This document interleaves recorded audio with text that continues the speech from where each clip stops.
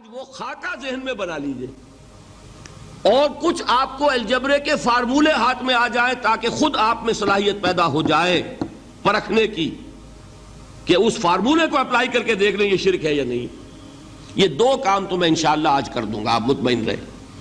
باقی یہ کہ تفصیل وہ تو ہر سلسلے میں تفصیل پھر بہت ہوگی. وہ شوق ہو تو وہ کیسٹس آپ سنیے. تو تین تقسیمیں ہو گئی. شرک فی الذات، اللہ کی ذات میں کسی کو شریک کر دینا، یہ سب سے زیادہ نمایاں، سب سے زیادہ جلی، سب سے زیادہ عریاں اور اللہ تعالیٰ کو سب سے زیادہ مبغوض اور ناپسند شرک ہے. شرک فی الصفات نمبر 2، یہ ایک علمی مسئلہ ہے جس میں آدمی ٹھوکر کھا جاتا ہے اگر محتاط نہ ہو. بڑے سے بڑے آدمی کو ٹھوکر لگ جائے گی. اس کا میں فارمولہ صرف آپ کو دوں گا، وہ ذہن میں رکھ لیجئے، پھر جہاں چاہیں اپلائی کیجئے، انشاءاللہ تعالی آپ کو ٹھوکر نہیں لگے گی. شرک فی الحقوق، اسی کا دوسرا نام شرک فی العبادت ہے. اللہ کا حق کیا ہے بندے پر؟ بندہ اللہ کی عبادت کرے، لیکن اس کو 5 اس کے مظہر ہیں، وہ ان میں گن کر بتا دوں گا کہ یہ شرک فی العبادت ہے. شرک فی العبادت کی اکثر شکلیں وہ ہیں کہ جو عملی شرک علماء جسے کہتے ہیں، اور اس کی شکلیں وہ ہو جائیں گی جن کو شرک خفی کہتے ہیں. تو سب سے جلی شرک فی الذات، سب سے خفی شرک فی الحقوق یا شرک فی العبادت. درمیان میں ایک علمی اعتبار سے مسئلہ ہے شرک فی الصفات کا. اب آئیے سب سے پہلے شرک فی الذات. اس کی 2 قسمیں، اب اس کو تقسیم کیجئے 2 میں. ایک قسم جو زیادہ جلی ہے، زیادہ عریاں ہے، زیادہ ننگی ہے. یہ عجب ستم ظریفی ہے تاریخ کی کہ وہ ان قوموں میں پیدا ہوئی جو اپنا تعلق رسولوں سے جوڑتی ہیں. کیا کہ کسی کو خدا کا بیٹا بنا دینا، بیٹی بنا دینا. اب ظاہر بات ہے بیٹا بیٹی بنا دینا بالکل ہم پلہ کر دیا کہ نہیں؟ نو وہی ہو گئی کہ نہیں؟ دیکھیے غور کیجئے. گدھے کا بیٹا گدھا ہوگا، گھوڑے کا گھوڑا ہوگا، خدا کا خدا ہوگا. انسانوں میں آ جائیے، سید کا بیٹا سید ہوگا، مغل کا بیٹا مغل ہوگا. یہ بالکل ہم کفو بنا دینے والی بات ہے، بالکل ہم پلہ، ہم جنس، ہم نوع. یہ بدترین شرک ہے. اور آپ کو معلوم ہے یہ شرک کن میں پیدا ہوا؟ یہود کے ایک گروہ میں پیدا ہوا جنہوں نے حضرت عزیر کو خدا کا بیٹا قرار دیا. قالت الیہود عزیر ابن اللہ. سب سے زیادہ پیدا ہوا عیسائیوں میں جنہوں نے حضرت مسیح کو خدا کا بیٹا قرار دیا. اور واقعہ یہ ہے کہ اس گمراہی میں ان سے آگے کوئی نہیں جا سکتا. ان بدبختوں نے یہاں تک صراحت کی ہے کہ مسیح خدا کا صلبی بیٹا ہے. اس لیے کہ 2 لفظ آتے ہیں، ایک ہوتا ہے ابن، ایک ہے ولد. ان میں ذرا فرق ہے. ابن کا لفظ عربی زبان میں کسی اور سینس میں بھی استعمال ہوتا ہے. ابن السبیل کسے کہتے ہیں؟ مسافر کو. تو کیا وہ مسافر اور کیا وہ رستے کا بیٹا ہوتا ہے، سبیل کا بیٹا؟ ابن الوقت کسے کہتے ہیں؟ اپارچونسٹ. ابن الوقت کوئی اصول نہیں. گنگا گئے تو گنگا رام اور جمنا آئے تو جمنا داس. یہ کیا ہے؟ ابن الوقت. لیکن ابن کے معنی جو ہے وہ بیٹے کے بھی ہیں، تو تعویل ہو سکتی ہے. لیکن انہوں نے ولد کہا ہے. ولد کسے کہتے ہیں؟ صلبی بیٹے. یہ بدترین شرک ہے. یہی وجہ ہے کہ قرآن مجید میں آپ دیکھیں گے کہ جتنا غضب اللہ کا ان پر بھڑکا ہے اس عقیدے پر. وَيُنذِرَ الَّذِينَ قَالُوا اتَّخَذَ اللَّهُ وَلَدًا. یہ قرآن نازل ہوا ہے محمد پر صلی اللہ علیہ وسلم تاکہ وہ خبردار کریں انہیں جنہوں نے یہ کہا ہے کہ اللہ نے کسی کو بیٹا بنایا. یہ سورہ کہف میں ہے، اور اگلی سورت سورہ مریم میں تو ایسا غضب اللہ کا ظاہر ہوتا ہے. وَقَالُوا اتَّخَذَ الرَّحْمَنُ وَلَدًا لَقَدْ جِئْتُمْ شَيْئًا إِدًّا. تکاد السماوات یتفطرن منہ وتنشق الارض وتخر الجبال حدا ان دعوا للرحمن ولدا وما ينبغي للرحمن ان يتخذ ولدا. انہوں نے کہا کہ رحمان نے کسی کو بیٹا بنایا. تم بہت بڑی گستاخی کی بات کر رہے ہو. تمہاری اس گستاخی کی وجہ سے آسمان پھٹ پڑنے کو ہے, زمین شق ہو جانے کو ہے, اور قریب ہے کہ پہاڑ ایک دھماکے کے ساتھ گر جائیں, کہ انہوں نے خدا کے لیے بیٹا تصنیف کر دیا. حالانکہ اللہ رحمان, اس کی شان اس سے بہت بلند و بالا ہے کہ اس کے کوئی بیٹا ہو. اس کی وجہ بھی سمجھ لیجئے کہ بیٹے کی ضرورت کسے ہوتی ہے؟ جو خود فانی ہو.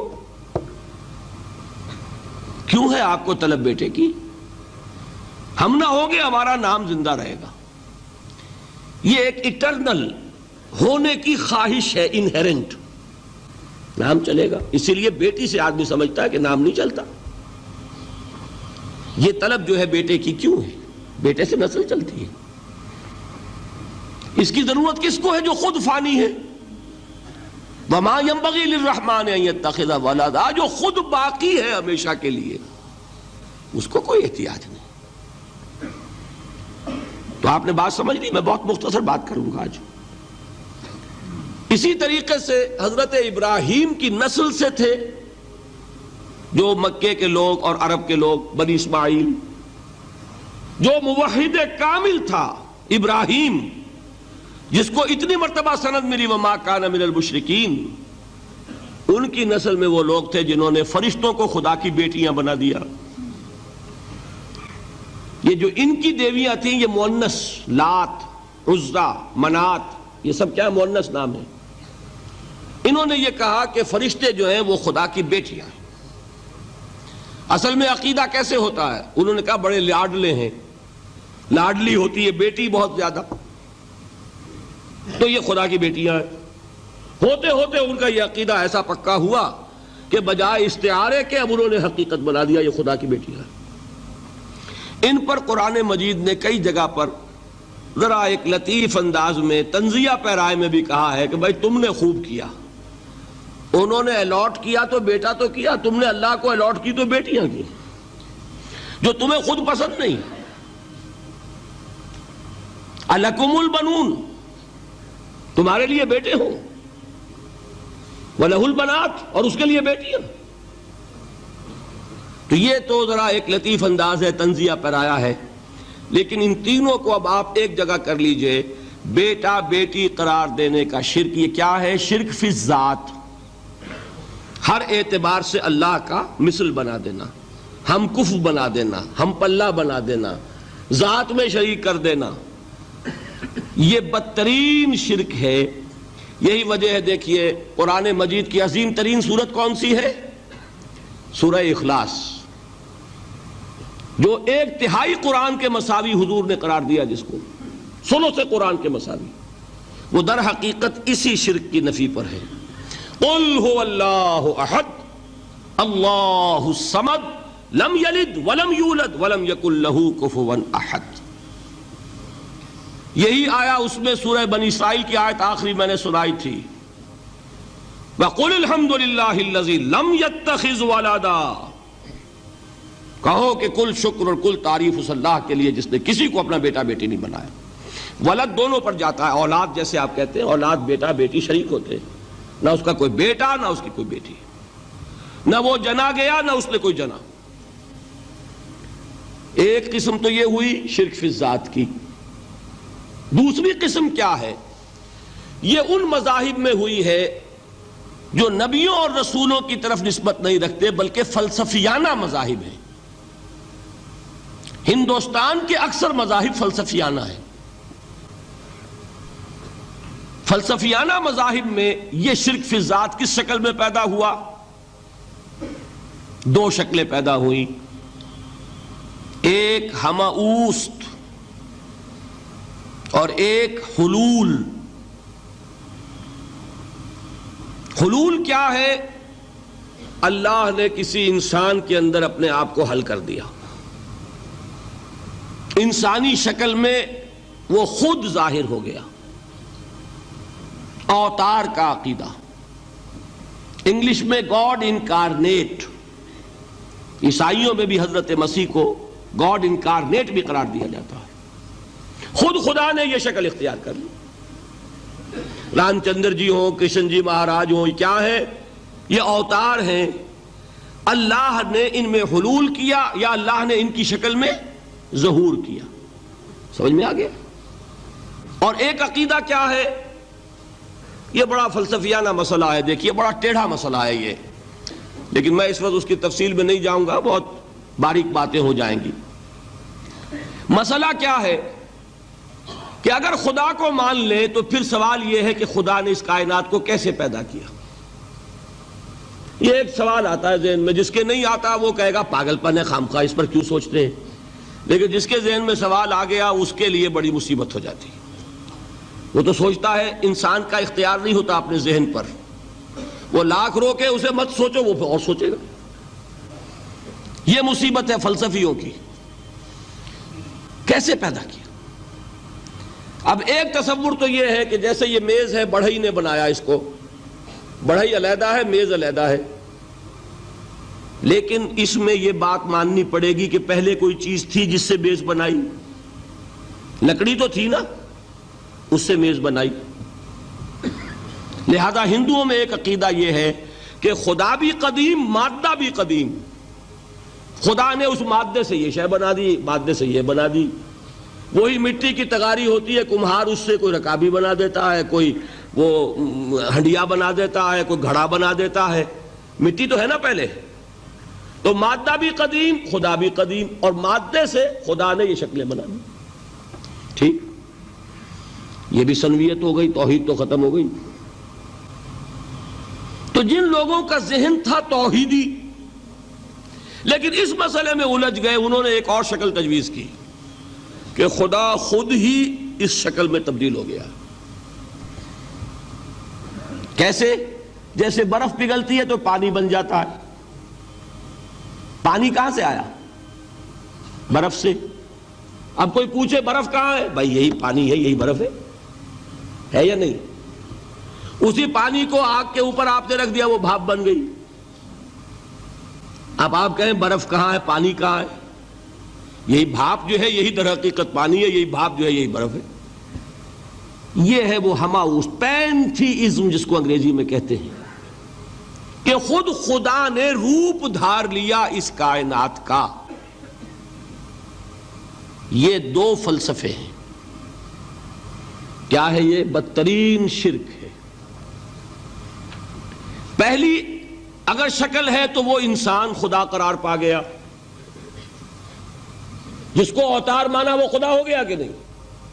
اور دوسری شکل میں تو ہر چیز ہی خدا ہے، یہ بھی خدا، یہ بھی خدا، پتھر بھی خدا، درخت بھی خدا، ہر چیز خدا۔ اس لیے کہ وہ برف پگھلی ہے تو پانی بنا ہے، وہ پانی چاہے زیر زمین آ رہا ہے، وہ پانی چاہے زمین کے اوپر دریا کی شکل میں آ رہا ہے یا زمین میں سوتے چل رہے ہیں، پانی تو وہی برف ہے جو پہاڑوں پر ہمالیہ پر پڑا ہوا ہے، وہی پگھل رہا ہے، یہ کچھ بن رہا ہے۔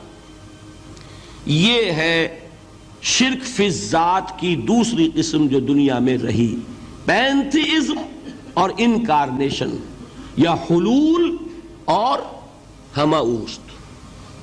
سمجھ میں آگے؟ اب میں ایک بات آپ سے عرض کروں گا، اللہ کا اس امت پر بہت بڑا فضل ہے جس کا آپ کو شکر ادا کرنا چاہیے۔ اس نوع کے شرک سے یہ امت 15ویں صدی شروع ہو جانے کے باوجود تاحال بحیثیت مجموعی محفوظ ہے۔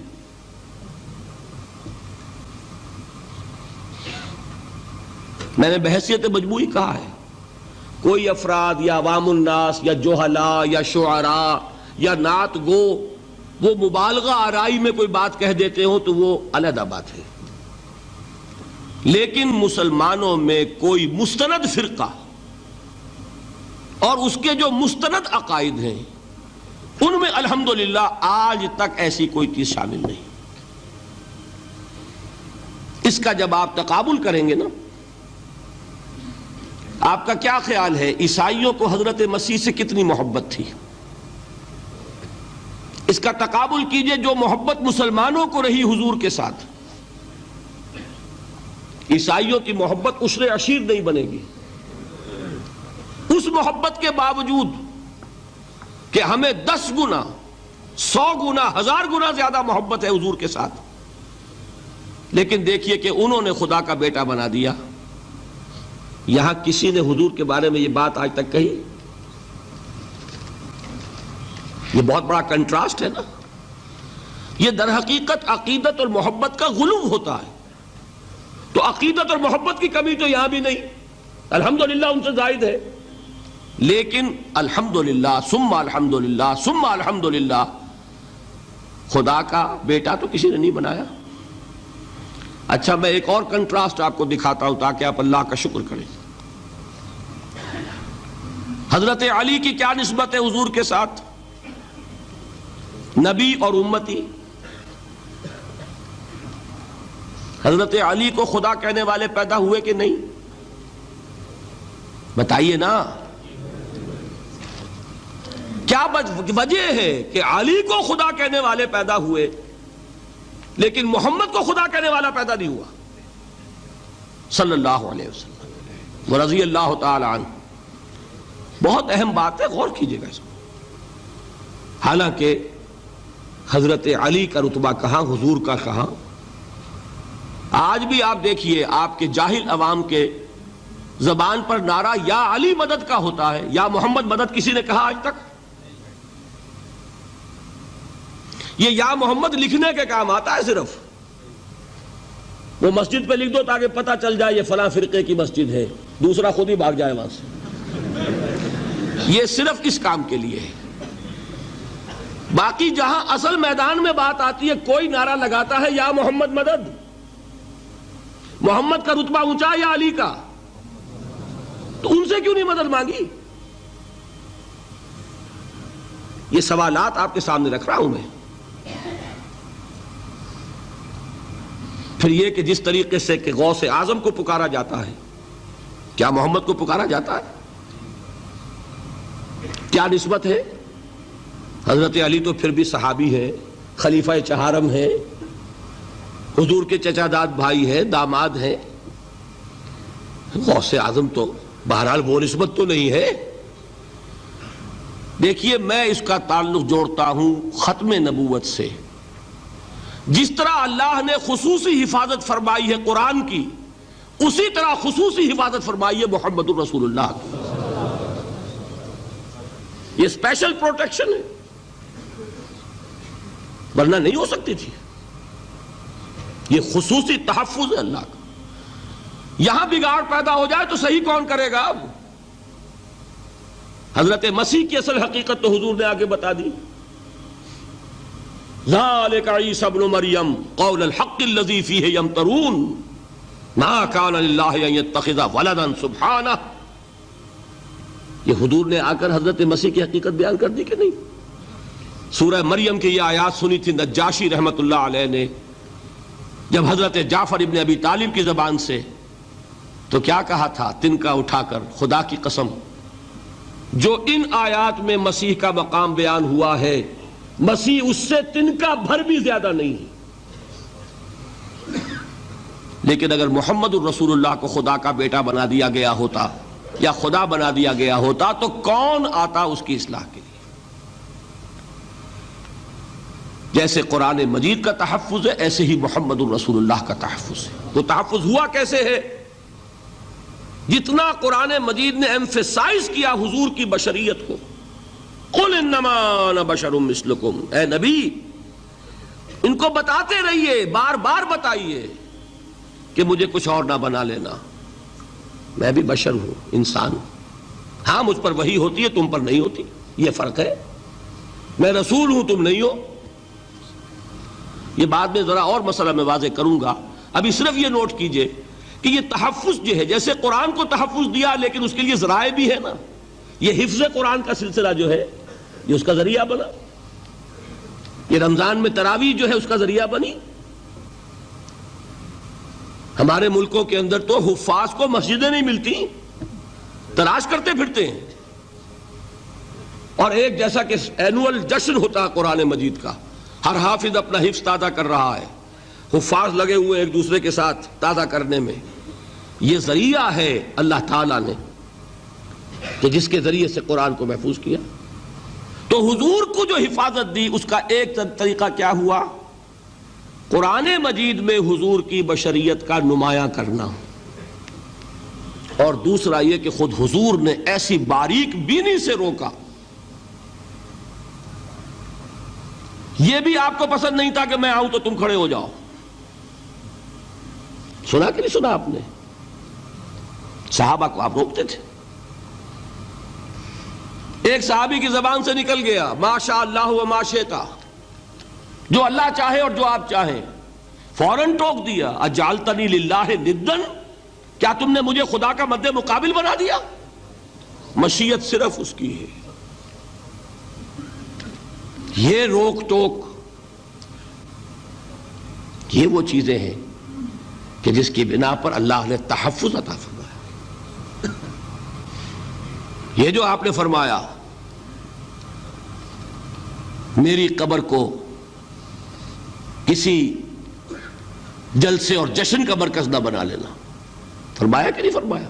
اللہ تعالیٰ لعنت فرمائے بنی اسرائیل پر کہ انہوں نے اپنے نبیوں کی قبروں کو وہ میلہ گاہ بنا لیا. یہ ساری وہ ہیں، یہ تحفظات ہیں، یہ بچاؤ ہے. یہ امت کو متنبہ کیا جا رہا ہے کہ محبت اور عقیدت کا غلو جیسے پہلے ہوا، یا اہل الکتاب لا تغلو فی دینکم، اے کتاب والو اپنے دین میں غلو سے کام نہ لو. یہ غلو محبت، غلو عقیدت ہے جس کی بنا پر وہ خدا کے بیٹے بنا دیے گئے. اور اگر وہ ہوتا یہاں اللہ کا نہ معلوم اللہ کے برابر کس طریقے سے حضور کو بنا دیا جاتا. لیکن قرآن نے خود حضور نے اس کی پیش بندی کی، جس کا ظہور ہم دیکھ رہے ہیں کہ اللہ کے فضل و کرم سے یہ امت تا حال بحیثیت مجموعی محفوظ ہے.